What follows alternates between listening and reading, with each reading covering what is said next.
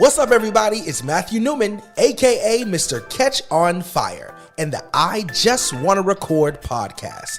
Come kick back and enjoy conversations with folks about the complex and, yes, sometimes mundane intricacies of life, all meant to inspire you. Recording artist, TV producer, and so being very fortunate to grow up in that environment, and then being able to leverage my skill set in becoming a faith-based economist. I'm a PK. My father's a priest. My sister's a priest. I went to seminary. And one of the first objectives in the faith-based arena, I was a consultant to the Catholic Church. And that's where I cut my teeth and learned a lot about church economics, church development. And so I wanted to take that experience and bring it to the Black church. One of the first things that I learned when I went to consult the Catholic Church, they were against war, but they had stock in every defense company. So they had a diversified portfolio of revenue. Therefore, you can go to any Catholic church in any urban area. They won't ask you for money. If you choose to, that's fine, but they have a portfolio. So that began to be my journey of how I could assist the Black church. So in 1995, I was very fortunate to write an essay called A Proposal to Get Fit: Finance, International Technology, Economic Empowerment for the African American Church. So God gave me the answer in 95. Wow. Have an enormous amount of peace, and was able to leverage that to the Black church community. And in that, was able to write a book, Wall Street to the Hood. And when I first became an economist, I said, you're going to pay me to read and write and give you my opinion? It's the best I could Sign me up. Sign up. And so coming from a business background, not a traditional professor and researcher, I was able to look at it from a business. And that's where God gave me the vision to be able to assist the Black church globally. I've been very fortunate to speak at every mega church in this country: T.D. Jakes, Jamal Bryant, Bishop Noel Jones, all of them. And so I am very blessed and fortunate to be a part of the Center of Hope model, because we're creating a model that hasn't been done and will be able to help churches all around the country. That's incredible. And if I was in front of a big audience, I would say give you a round of applause. So I'll just do a silent round of applause.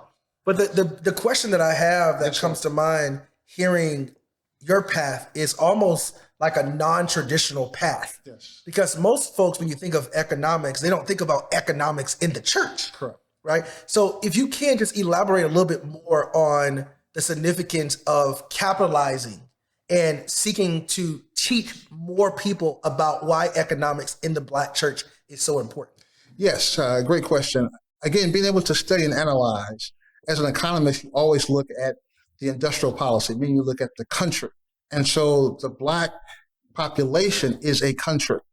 We represent $1.7 trillion a year in revenue.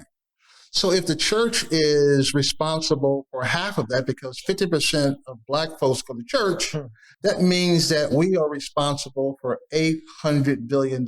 So as an economist, how do we look at that $800 billion and be able to get a return on our investment and be able to help our community and our parishioners? The issue is there's not a business course in seminary. The pastors are taught to come out and run a business. So all they do is continue to do what they've been taught. Let me get more members. Let me get more 10% tithe, and therefore we can be prosperous. However, in my research, we want to be able to assess the economic impact and to be able to help the parishioners. We want to be able to minister to the whole person. Yes, we want to have the word, but we have to be able to take those skill sets that God has given us and bring it to the church.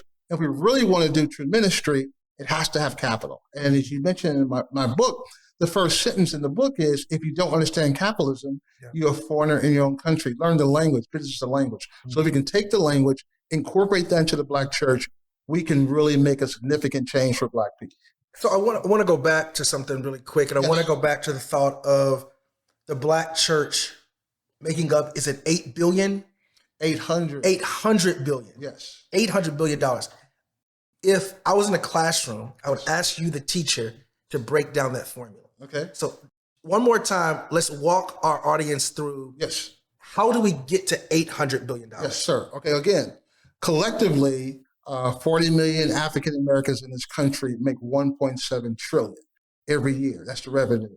And the Black church touches 50% of the population. So then 50% of the 1.7 trillion is around actually 850 billion. Wow. And so looking at how much that we are in part of, how do we attach ourselves to that and get a return of investment? Who you write your check to is who you make rich. So if we aren't, and I told this to Pastor Jeremy in our lectures, if you have 1,000 members coming together on Sunday and you're going 1,000 different directions on Monday, you're losing the economic platform. Yeah. So how do we assess that 850 billion to be able to look at the talents on the pews and create a business plan? You can't have a business without a plan. I think, so let's pause for a second, because I don't know if they're ready for that just yet. We want to build up to that portion, because at some point tonight, our takeaway should be the outline of the blueprint. Yes, sir. Right? So that for our pastors and all those folks who will have the opportunity to watch and listen to this, they will clearly understand exactly what they can do leaving tonight. So we have this 850 billion that the numbers actually add up to. Yes. $850 billion that's just within the Black church. Yes. Is that correct? That's the economic impact that we have as Black people who are in the church, because again, the church touches 50% of all Black folks. So how do we get, let me backtrack in your story a little bit. Most people don't know that you were or are the former president of the Orlando National Urban League. Yes, sir. Which is absolutely huge, right? We are both alpha men, yes, sir. And so that's within our fraternity. And we know as alpha men how prominent Black men, alpha men are in the National Urban League. Yes, sir. We know that. But what I would like to know, and what the audience I'm sure is going to want to know, is what did that position teach you about not only business, but nonprofit business, especially in the church? Because again, those are two words that or two phrases or words that we don't put in the same sentence. Being brought up in the church is nonprofit and business. People don't know that church is essentially a corporation. It's a business. So what did that experience at the National Urban League teach you? Great question. I was very fortunate to be the president of the Orlando Urban League, and I wanted to take a traditional nonprofit and bring innovation to them. And as I always said in my book, in the nonprofit sector, nonprofit does not mean non-profitable. Yeah. The only difference between a for-profit business and a nonprofit business is the IRS tax status. You're still running a business. So typically, people look at the Urban League as a social service agency. I changed the direction. I called it an economic development agency with a social mission. And so we went after contracts, not just grants, because I saw that we were helping poor people, but they kept coming back the same time every year. They get the rent paid one time. How do you create economic strategies in order to get them employed and be able to move the agenda forward? So it was a very enriching experience because I was part of this 100-year nonprofit. Of course, we know our jewel was the president of the Urban League for over 40 years. Mark Morial is president of the Urban League. So I was able to take this national nonprofit and create innovation. I started getting contracts, as I mentioned. We started doing innovation and technology. We got into the art arena. We did concerts. We did all the different things that a for-profit entity would do, and came back again to the Black church. So I had T.D. Jakes come in and speak for me, the state of the Black church. And we did an enormous lecture. We did impact, and we did assessments, and also always was able to do that. So I was very fortunate. In 2008, we had the National Convention in Orlando for the first time ever. So that's when Senator Obama was running. I brought him in as well as Senator McCain. They debated, and we set ourselves up to be a very innovative affiliate. There's 100 affiliates across the country that are Urban League affiliates, and I was very fortunate to create an innovation by taking an established nonprofit and adding innovation to it. Do you find that your exposure in that moment is what helped to catapult your mission even further? Yes, it did, because, again, touching so many African Americans to that platform, I was able to influence other CEOs. Actually, they wanted me to be the president of the CEOs. So through our network, I shared all my strategies. Again, have the national conference there. Even back then, I hired an advertising department. So we would hit all the urban leagues every Monday morning with innovation, et cetera. One of the things that we did as far as showing your position in power, we created Grits and Issues. It was a breakfast every month to look at what was going on in Orlando. And we told the private sector, we're going to talk like Jesse Jackson. You're going to cut us in or cut us out. So we're going to make sure we get a piece of every deal. So it was nothing that was going on in Orlando that we didn't get a cut of. New stadium, new construction. Creating a win for us, generating income, a win for the small business owner, lowering overhead, and a win for the community, paying lower prices. We can illustrate this alternative situation as such. A plus for the business owner, a plus for the small business owner, a plus for the consumer or the community. For 9 years, this church has been paying rent to the property owner of the old Walmart. The owner was also collecting rent from 3 stores that had been attracted to the site by our efforts. Learning from this experience, we asked the following questions. What if we owned the building? How could we leverage it to help our work? And what if we could do so in a way that blessed the community? What's your take? Well, I always tell people the concept of giving back, we should move to invest back. End up buying the entire mini mall because the revenue was able to suffice it. They moved out of their church part to an end was a theater, so the church grew. They put a mortgage company where it was, and they end up profiting $20,000 a month and own the facility. Wow. So again, it's just taking a mindset and changing, saying that we can own and we can take over the land because the church is a corporation. Yes. You would never see Bill Gates or Mark Zuckerberg, any of the high-tech guys going to the bank to get funding. You can go to Wall Street where Christian investors will invest into your project and be able to do acquisitions. It's always easier to buy something that's revenue producing, and we can do that. I was very fortunate to speak at the Black Realtors about a month ago. Okay. And I said, only 9% of you all in commercial real estate. Stop passing the mall, stop passing the office buildings because you can buy it. Matter of fact, you are already in the commercial real estate business because the 65,000 Black churches are commercial real estate. Wow. So if we take the corporation model and be able to do acquisitions, we're able to make a significant difference. So I definitely agree with the agenda there of how we can own whatever we want to own by doing acquisitions and understanding finance.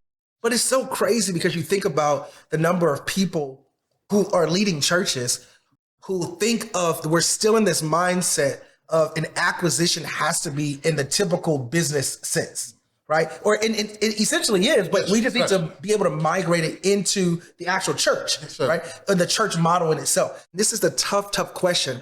But how do we get church leaders to embrace the mindset of, I am, yes, a pastor. I am a church leader. Yes, we're seeking to save souls and win them over to Christ. Yes. But the church still needs to prosper. Correct. Right? That's a word that we don't like to use in the church anyway. But the church still needs to prosper. So how do we get involved with these specific acquisitions? We do the assessment of the members and the talents. And we find those who are in finance and banking who sit on our pews every Sunday and be able to put them into the business strategy.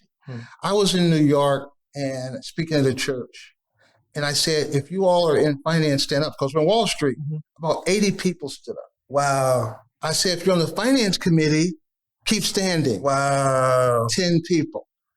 We in the Black church, we recognize and applaud the people who have been loyal over skill set. Wow. We got Deacon Sing-a-Lot over the financing as opposed to the financier and the banker. But we as a people have to understand this. We somehow lose our concept and skills when we come to church. We keep it separate. You can go make a major corporation, billions of dollars, but when you come to church, you're talking about rummage sales and pig sacrificing as opposed to putting your talents into a business plan. So to answer your question, we need to take the talents in the finance community who are Christians and bring that to the business plan.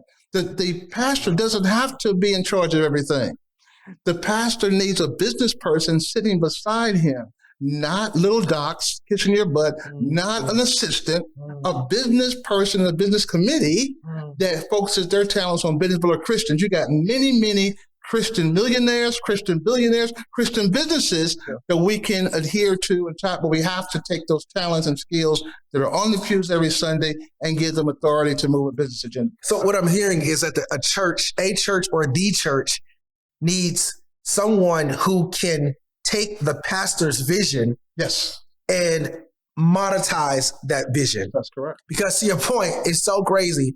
I remember so many times how you have the most faithful deacon counting the money, going to do the deposit, and then telling them how much musicians should be paid Yes, instead of figuring out, taking the tithes and offering and figuring out how can we reinvest this money? that's Where correct. can this money go to create these acquisitions? And that's not their skill set. That's not their skill set. But they've been with the church forever. They've donated a certain amount of money, so they feel they run the church. Yes. I always ask pastors, are you a pastor or are you a CEO? Are you an employee or are you running this organization? And some of them don't have the will to run. The board tells them what to do. Some of them are real leaders. So you have to have a leader that's a pastor and then surround himself with business people, i.e. disciples, Yep. just as Jesus had Yes. business people Yes. with him and be able to create the business. Let him keep him praying. Let the pastor do what he does.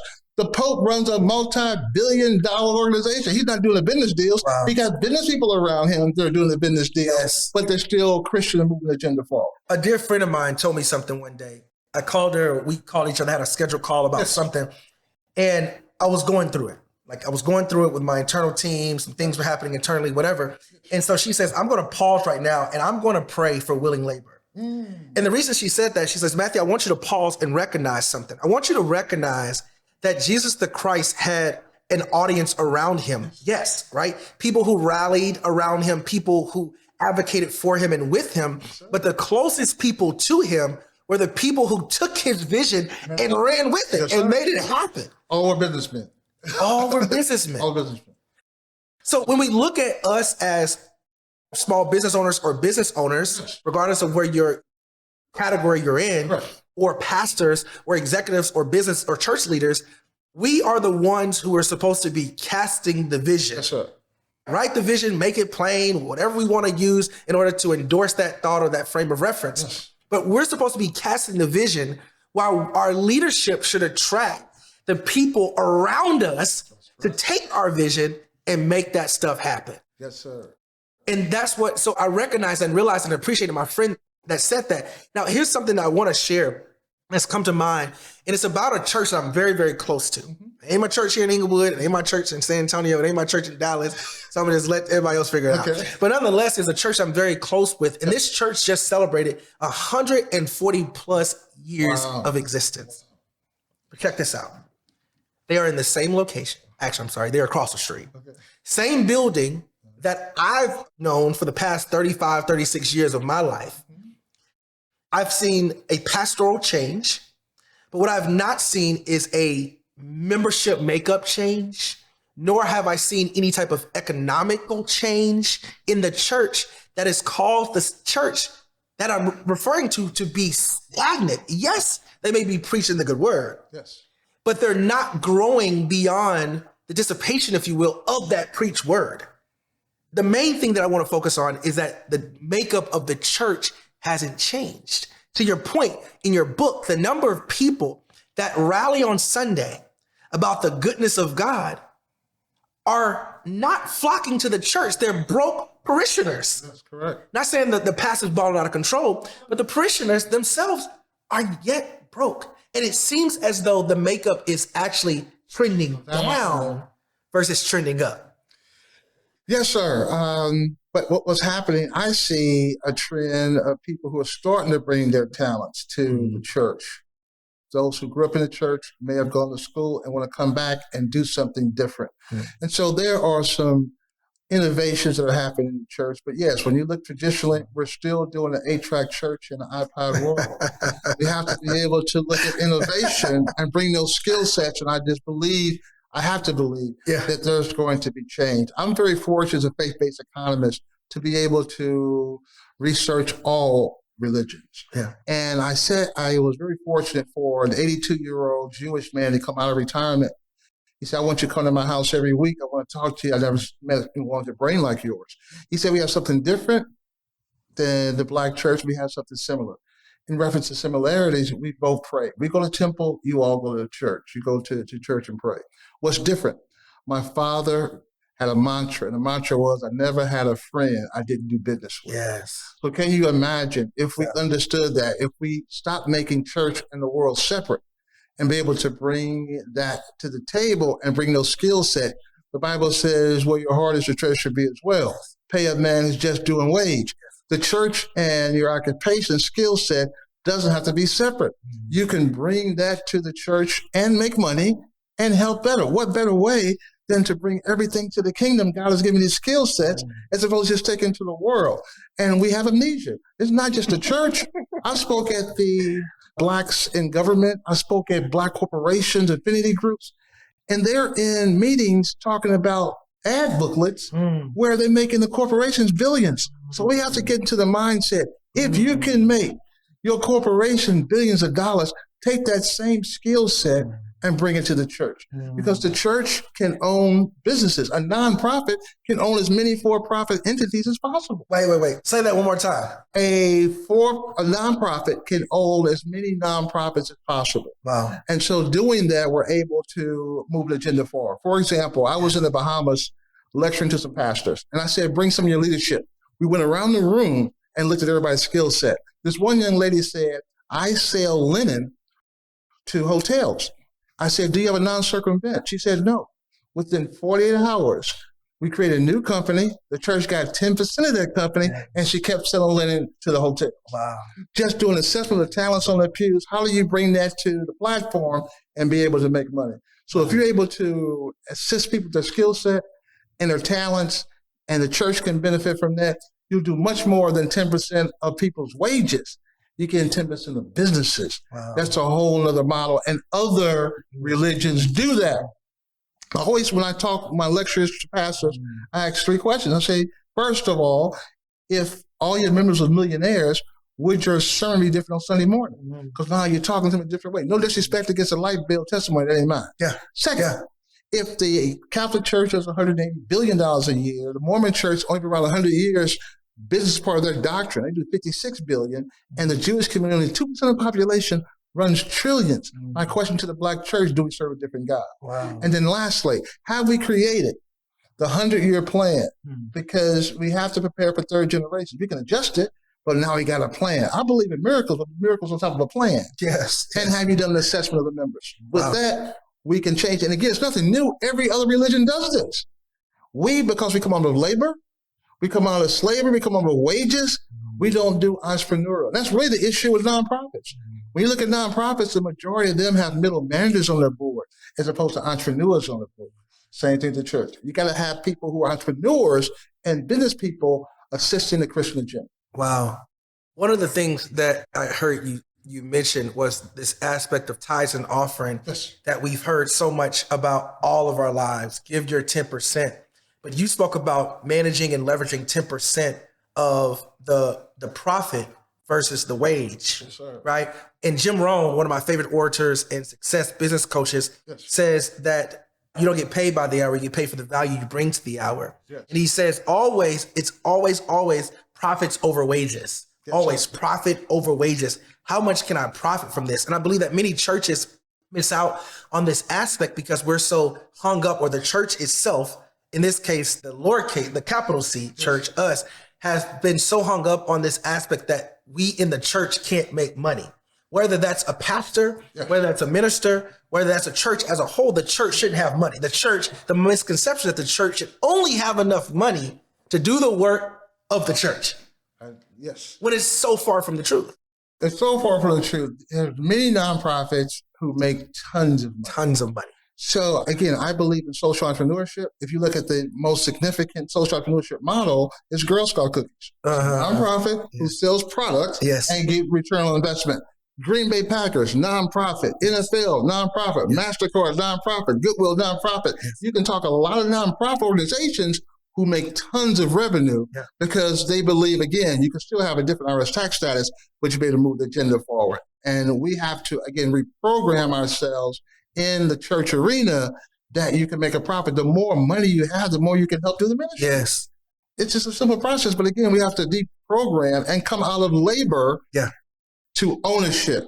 We have to move into ownership. And if we get that philosophy to the members, I think we can make significant change. So here's a statement, dear brother, that shook the world. I'm looking for people who smell like weed. New Birth is the largest and land-owning church in America, why are we not raising cannabis? I'm able to bring black males. They are able to do it legally. I am teaching them farming. I'm helping them to enhance the ecosystems.